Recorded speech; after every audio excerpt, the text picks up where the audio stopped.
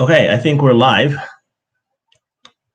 So today we're going to look into the question of whether the public perception, the public perception of inflation versus what the bond market is signaling. There seems to be conflict there because, as you know, there's a lot of talk in the public about how hyperinflation, or at least rising inflation, is a threat to the economy. And yet the bond market, where we have professional investors risking their money, in fact, are signaling the opposite. So who's right, who's wrong? We'll dig into that in this episode. All right, so welcome back to my channel. My channel is about unwinding the clickbait headlines in the media and helping to reach greater clarity about what's actually happening in the economy. All right, so I usually stream Wednesday night and Sunday afternoons Pacific Standard Time, but yesterday my water heater broke, so I was dealing with that, so I was not able to stream last night. But to make up for that, I'm going to stream tonight, talking about inflation expectations, giving you an inflation update, and then on Friday, I'm going to give you a labor market update. There are early indications of data with regards to the resignations and what's happening there. So we'll talk about that. We'll tease out what the economic data actually means, and then on Saturday, we're going to take another look at the housing market. I'm going to give you an update about that and talk about some of the early indications that the housing market is indeed starting to cool down. In my last episode, I talked about the affordability index. We're going to start looking at some other economic indicators to figure out exactly what's happening over there. Okay, so to dig into the topic today, inflation continues to be a major concern, and certainly the media is hyping up the threat to the economy. Now, I'm not saying that inflation can't be a threat, right? It certainly is a threat if it's real. And that's really the question. Is it real, and how enduring is it? Is it a temporary surge in prices because of people coming out of the lockdown? Or is it something that's more structural, something that's going to persist past the 1 year mark? So let's take a quick look at some of the media expectations that are shaping the public's perception about inflation in the near future. Oh, by the way, I apologize if there's some noise on the outside. There seems to be a lot of traffic outside, but excuse me, sorry. I'm trying to be more polished about these presentations, but well, anyways, let's take a look at some of the media headlines that are out there, and I think you'll see what I mean when I say the media is really hyping up fears of inflation. So let's take a quick look there.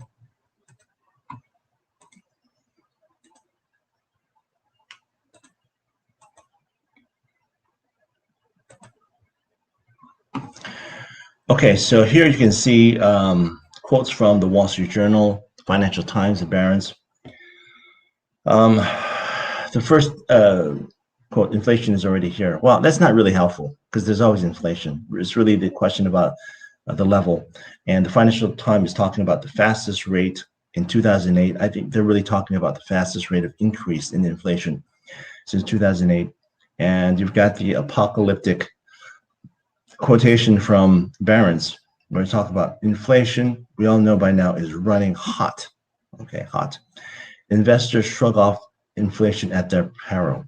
Well, according to the data that we're going to look at right now, later in the presentation, that's exactly what they're doing. But let's continue on because there's more headlines that we should examine. So,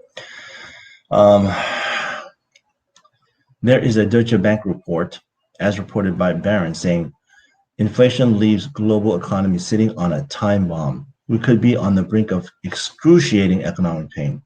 Yeah. Primarily, I talk about the financial situation and the economic situation in the U.S., but it's actually true. Globally, inflation risk is more of a threat because there are a lot of people with not a lot of cushion in terms of income. So It is a problem, especially for the third world countries. That's true. The Deutsche Bank goes on to say the effect could be devastating.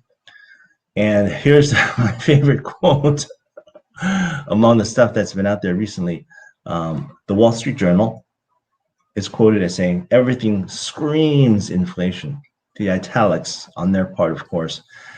And when as a consumer, when you start looking at those headlines, right, it's very easy to be swayed by that because they're not really representing any economic data to you. They're not really doing a in-depth analysis and trying to figure out exactly what's happened. The correct interpretation would be given by an economist rather than a journalist with the editorial board or whatnot. Talking about inflation in these clickbait headlines. So that's what my channel is about. Taking the spin out of this and giving you a more balanced perspective and a more historical perspective. So, excuse me. Let's go on to look at that's what the public is perceiving right now, and they are getting very concerned, right? And the truth is the public is very susceptible to the influences of these headlines, as you'll see. But let's now look at what bond investors are actually doing, because they have some real skin in this game. They really do. They're putting up their own money, or they're managing investment funds in the millions of dollars and betting on the bond, the movement of interest rates and bond yields and inflation expectations. And so let's see what the professional money investors are thinking about inflation right now. So going back to our screen share. Okay. So let's take a quick look at, let's take a look at what's happening with the U.S. Treasury yields. Okay. Now, let me explain something about U.S. Treasury yields if you are not already familiar, right? In terms of, measuring inflation, U.S. Treasury yields are a great measure or indicator of future expectations about inflation. And here's why. Let me explain. When it comes to investing in bonds, right, you actually have two risks. One is the risk of default, right? They're not going to pay after a 10-year or 10-year, a 5-year or 10-year period, or even a 30-year period. There's a risk that the person who sold you these bonds are not in a position to pay you, right? So that's default risk. And then, of course, there's the other risk, which is inflation risk, right? And what I mean by that is these bonds give you a fixed income. They have a fixed yield that they pay out over the years. And obviously, if inflation goes higher and the value of money, remember those are fixed payments, continue to drop, then that is a risk to the buyer, right? The monthly or yearly yield that you get becomes increasingly worthless as time goes on, right? So what can we expect in terms of the bond yield? So let me see if I can give you a quick explanation. So this is from Investopia, and one of the points that it makes is, well, first of all, bonds, U.S. Treasury bonds are fixed income investments, including bonds and certificates of deposit. Prices of fixed income assets yield move opposite to their yields. That's not really important to, but this is the first, the thing that is really important for us. It says inflation can have a negative impact on the fixed income assets when it results in higher interest rates, right? And so what it's really talking about is the fact that if bond investors are expecting are expecting inflation to go up, they are going to demand a higher yield to compensate for that, So this is an oversimplified example, but if you expect inflation to go up 2%, then you would obviously want the U.S. Treasury yields to go up by a corresponding amount to compensate you for the increase in inflation, which is really a decrease in the value of your future dollars, right? And so If you look at this chart, right, you will see that in the recent months, right, the U.S. Treasury yields are actually moving downward, right? If bond investors expected, inflation to be a threat, in fact, to continue to rise, they would expect, they would be demanding higher yields, right? As we discussed, but in fact, they're moving in the opposite direction. In fact, the movement of the bond yield is telling us that professional money managers expect inflation to be not only a temporary, a temporary factor, but they expect those inflation expectations to yield, to go down.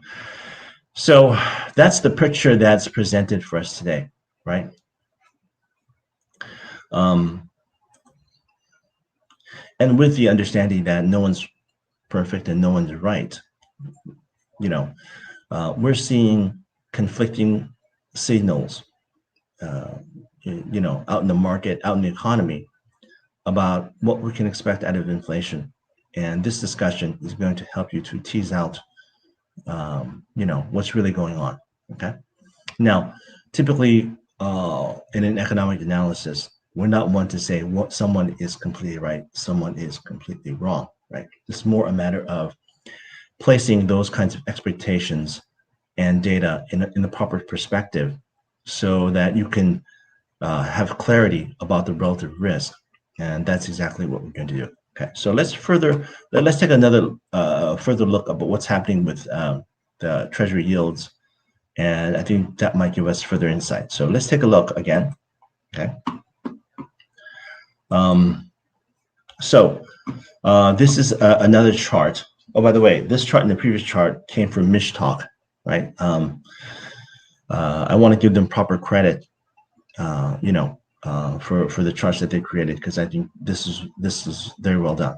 So again, looking at a chart of inflation expectations versus year-over-year inflation measures, right? What it really means is they are charting the expectation of inflation out in the public versus what was actually experienced by the economy. And if you look at this box right here, right,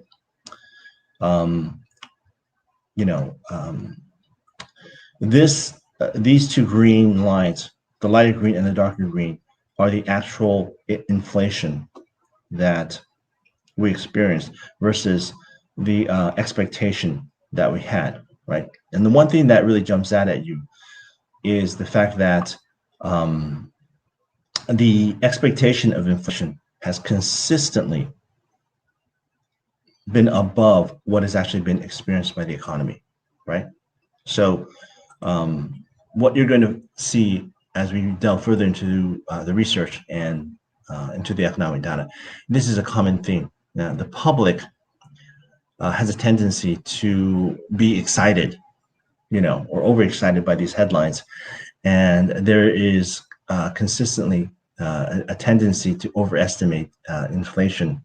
And it's understandable, I mean, they're not trained economists. I mean, they don't deal with this kind of data at all. All they see is a bunch of headlines in the Wall Street Journal or, Washington Post or whatnot, and saying, hey, expectations are exploding. There's a tsunami. It's already here. It's like Godzilla coming out of the ocean, and it's about to bite your head off. Something like that. I mean, they got to get their clicks, right?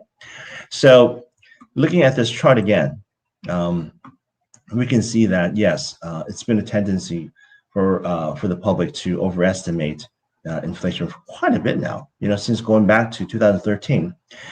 And another thing that I would note here is that, look at this, for most of from 2013 down to our current time until recently, the actual rate of inflation has been mostly, almost always, 2% or below, right? So I pointed out in my last live stream of, looking at all this talk about hyperinflation, that hyperinflation is defined as 50% increase in prices per month, right? And over this extended period, as you saw in this chart, right, and the actual inflation has been below or at 2%, right? So that's why I said immediately off the bat, when I first started talking about hyperinflation on this channel, I think that was the first live stream that I did, I noted that it was bunk. This hysterical talk about, sorry, I keep forgetting to update the banners. Okay. So the reason why I do these banners and I keep updating is because if you're joining this live stream after watching it recorded, then you can look at the banners to see the topic that I'm discussing. So you can skip ahead to the topic of interest. But anyway, so um, the media perception has been, for example, that inflation is higher than what has actually been experienced by the economy, right? And like I said, when you look at the actual amount of the degree of, sorry, I can't talk today. The degree of inflation that the economy experienced going back to June 2013 is that it's been historically very, very low, right? And you could say, hey, wait, maybe now it's a time when we're going to experience hyperinflation, but there really is nothing like that. So you can rest your mind about any notion that hyperinflation is going to force us to wait in bread lines or anything like that. That's just complete nonsense, right? And in fact, some of the more recent inflation pricing data that's come in shows that both the used car market and the lumber prices are starting to cool already. So let's keep that in mind. But anyways, to go further on with the bond market reaction, let's take a look at some of the more recent data. This is more of a kind of historical overview. Let's have what's happening recently in terms of the bond market. And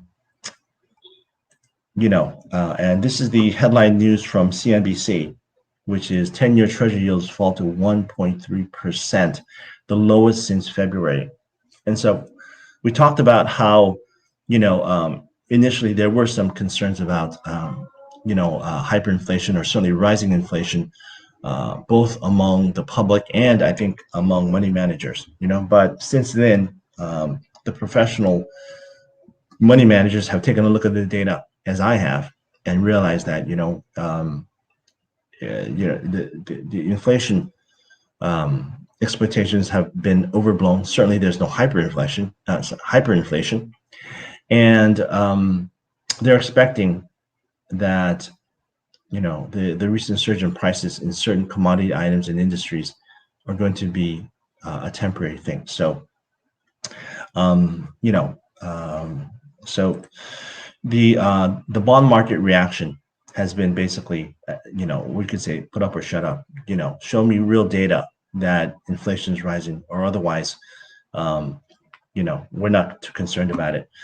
And as is noted in that article, the yield on the benchmark 10-year Treasury note fell 5 basis points to 1.1318% at 4 p.m. ET, its lowest rate since February. The yield on the 30-year Treasury bond dipped 6 basis points to 1.93%. Yields moved inversely to prices, and 1 basis points equals 0.01%. The shorter end of the curve was largely unchanged, causing a flattening. So it's really important to note that both the 10-year and the 30-year Treasury bond dipped, went downward. In other words, because the yield has gone downward, what it's really telling us is that the professional investors have taken a look at the inflation data and concluded that there's all this hysteria about inflation taking over the economy. Certainly, inflation is there, right? I think no one's really denying that there has been a certain a surge in prices for certain items and for certain industries. But when they looked at the causal factors, as we did in the first live stream that I did about the causes of inflation, right? With regards to demand, aggregate demand, and aggregate supply, they likely looked at the data and came to the same conclusion that I did, which is it's likely to be a very temporary factor. Temporary meaning less than 1 year, right? So let's continue on with our review of the data. And here is something that is very, very revealing. So let me first explain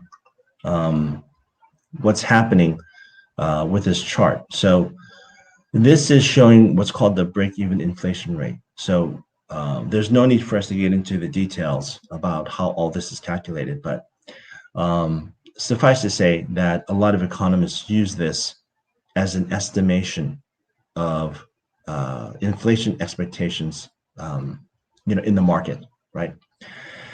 And so this is tracking the 5-year and 10-year inflation break-even rate. This is linked to the U.S. Treasury rates. And so let's take a look at what they're actually saying here. Okay. So after rising in May to their highest levels in about 8 years, those break-even rates have been falling consistently, indicating that investors no longer see inflation maintaining its current blistering pace far into the future. The 5-year break-even rate is now at 2.45%, while the 10-year sits at 2.33%, indicating that markets see inflation falling over a longer time frame, right? So again, this kind of emphasizes the point that we've been discussing, which is, yes, economists do currently recognize that inflation has been on the rise, right? We want to stay away from emotionally charged language like surging or tsunami or anything like that. But numerically, yes, they have been on the rise. The Fed is expecting this year for inflation to go from 2.5% to maybe 3.5% or even 5%. I think the latest estimation is 4.2%, right? But 4.2% is nowhere near anything like hyperinflation. And the truth is, even if we did hit 4.2%, we are historically at a very low point in inflation. And you saw that in the data that I presented in the first live stream, right? And so when we look at the overall indication from what the bond market is saying, they're saying, no, we don't see that at all. We don't see that in the data. We believe that this is going to be a temporary factor. So we've set up the conflict between the public perception and the media portrayal and the and what the professional money managers are saying. So in order for us to kind of put things in context in terms of who is more likely to be correct about their perceptions about future inflation rates, let's take a look at some research that's been done by economists, and I think this will help clarify the situation. So, so this is a chart, and I'm going to summarize to you the actual what it's actually saying after I enlarge the screen. So the chart reads: consumers did not anticipate a run-up in inflation in the late 1970s and have overpriced inflation since the 1990s. Okay, so the blue line is the actual inflation rate, and the 5-year inflation expectations and 1-year inflation expectations have been a measure of consumer survey measures of expected inflation, right? So we're taking surveys of consumers and saying, what do you expect about inflation? And this chart is noting that, since the 1990s, consumers have been too sensitive to news about rising inflation, and they have overestimated the amount of inflation that's likely to take place or to be experienced by the economy in actuality, right? And, I mean, that is something, that I've echoed in my previous stream about inflation, something about hyperinflation, that the public is actually quite poor in its future predictions of inflation. They're typically moved by, the latest data or the latest figure or the latest headline that they saw, and they find it difficult to have any kind of historical perspective about inflation rates. And certainly they are not as knowledgeable about the causal factors of inflation, because that's really something that's studied by economists. So let's look at the next chart, which shows how economists performed in terms of their predictions about inflation, right? So let's take a quick look. And you'll see that economists have been more accurate than consumers, but still overpredicted inflation. Okay, so let me just say that any predictions about the future are difficult, right? If anyone was actually good at it, they wouldn't be worried about inflation at all. They would own half the world, right? So what these two charts really indicate is, one, the public really is very poor at judging future inflation rates, and economists do their best with the tools that are at hand in terms of the data that they analyze, but they didn't greatly outperform the public because predicting the future is very difficult, right? But in any case, they were consistently better at predicting the actual inflation rate. And so, that